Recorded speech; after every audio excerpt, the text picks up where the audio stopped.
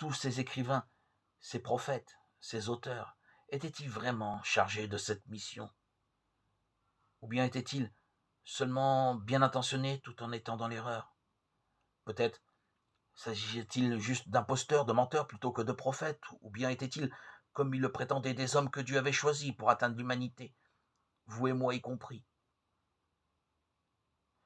Il y a très peu de gens affirmant que les auteurs des différents livres bibliques étaient des menteurs délibérés.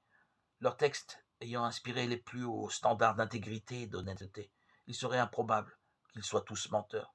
Qui plus est, pour eux-mêmes, ils paraissaient avoir bien compris l'importance et la gravité de ce qu'ils prêchaient aux autres. Ils vivaient dans une culture où honorer Dieu était considéré comme la plus grande des obligations. Se présenter en tant que prophète sans l'être réellement représentait un crime passible de la peine de mort. Ils acceptaient leur vocation avec une profonde humilité et un sérieux sens des responsabilités. Pouvaient-ils avoir été bien intentionnés tout en étant dans l'illusion? Quelqu'un peut en effet être convaincu d'avoir raison et se tromper malgré tout. Beaucoup d'informations qui nous sont données dans les récits bibliques correspondent toutefois à des événements historiques connus. Lorsque les auteurs affirment avoir été les témoins oculaires de nombreux événements et même de miracles, ils attendent des lecteurs qu'ils acceptent ces vérités spirituelles à la lumière de la crédibilité qu'ils ont établie en rapportant les vérités historiques.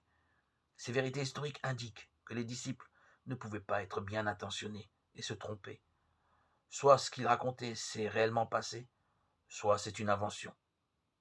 Par exemple, les disciples de Jésus ont raconté entre autres que Jésus avait transformé de l'eau en vin, qu'il avait guéri un paralysé et qu'il était mort sur la croix. Soit ces événements se sont produits, soit ils n'ont pas eu lieu. Si ce n'est pas le cas, alors les auteurs n'étaient pas bien intentionnés. Ils mentaient. Cela ne laisse qu'une seule option. Si les auteurs de la Bible n'avaient pas l'intention de tromper leurs lecteurs, alors ils devaient être les témoins sincères de l'œuvre miraculeuse de Dieu. Et ils rapportaient loyalement son message divin,